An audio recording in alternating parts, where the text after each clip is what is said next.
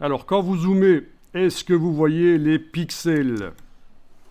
Par exemple, ici, je zoome sur le A, je vois clairement des pixels, les éléments de l'image, les petits points. Je les vois sur l'image de derrière et je les vois sur le bord des caractères. Et donc, pendant très longtemps, on a dit que pour faire des flyers, il valait mieux faire ça dans Illustrator ou dans InDesign et que Photoshop, ça convient pas. Il y a même encore des gens qui le disent que le texte dans Photoshop, c'est un problème parce que c'est flou. Vous allez voir que si vous connaissez l'astuce, vous n'avez pas ce genre de problème de texte flou. Si vous enregistrez l'image, allez-y, fichier enregistré sous. Fichier enregistré sous. Bien sûr, si vous l'enregistrez dans un format qui serait le JPEG ou autre, ça va rester flou. Mais ici, vous allez choisir d'enregistrer au format Photoshop PDF. Allez-y. Est-ce que vous savez ce qu'est le format PDF?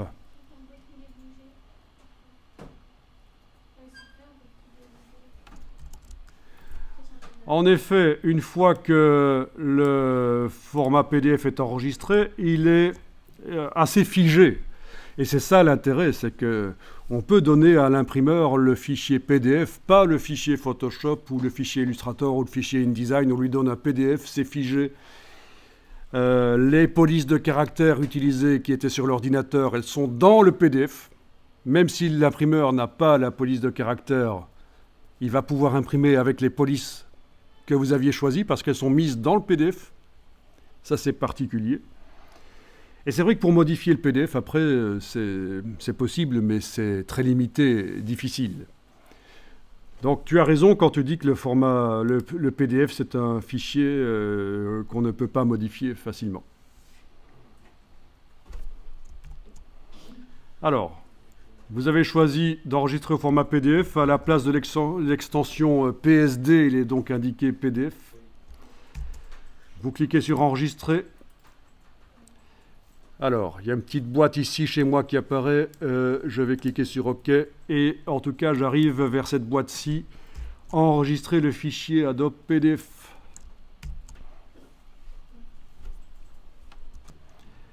Voilà.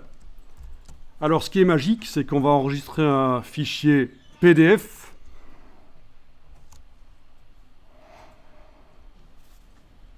Qui va être... Ce qui est magique, c'est que ça va faire un PDF qui sera lisible par l'imprimeur, un fichier figé avec les polices de caractères dedans. Mais si vous gardez ceci coché, est-ce que vous le voyez chez vous aussi, ceci qui est coché? Conserver les fonctions d'édition de Photoshop.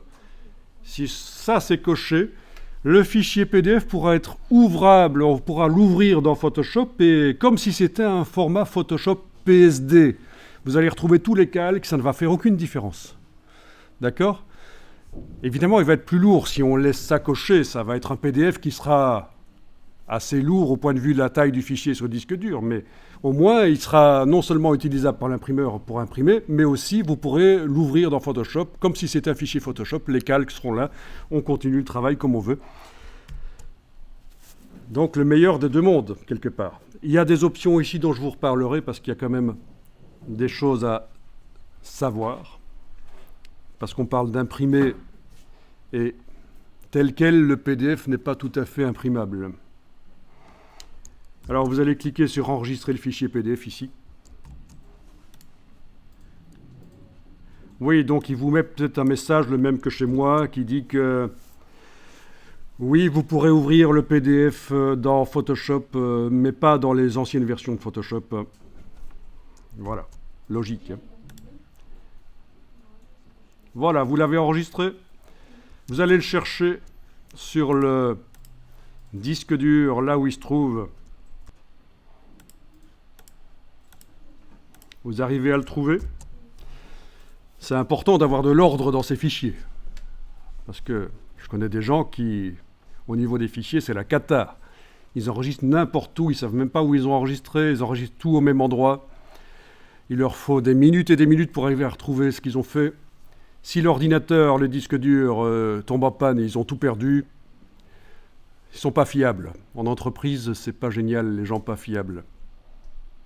Donc, ça fait partie du boulot, quand on travaille sur un ordinateur, d'arriver à gérer ses fichiers, faire des backups, les copies de sécurité, enfin tout ça, voilà. Mais donc, si vous arrivez à retrouver où est le fichier, là, c'est déjà parfait. C'est que vous ne l'avez pas envoyé n'importe où. Alors, si vous faites un clic droit, ouvrir avec, est-ce que vous avez quelque chose qui s'appelle Acrobat Reader?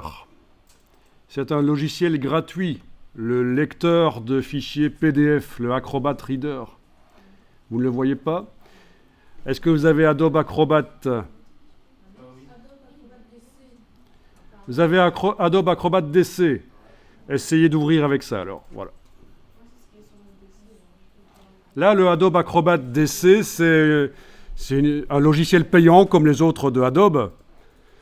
Photoshop, Illustrator, etc. Ça fait partie de la suite. C'est un logiciel qui vous permet de voir le PDF, mais aussi de le modifier un peu. Alors que celui-ci, qui est complètement gratuit, le Reader, ça veut dire le lecteur, il est téléchargeable sur n'importe quel PC installable, mais il ne permet pas de modifier, c'est juste voir. Et imprimer, bien sûr.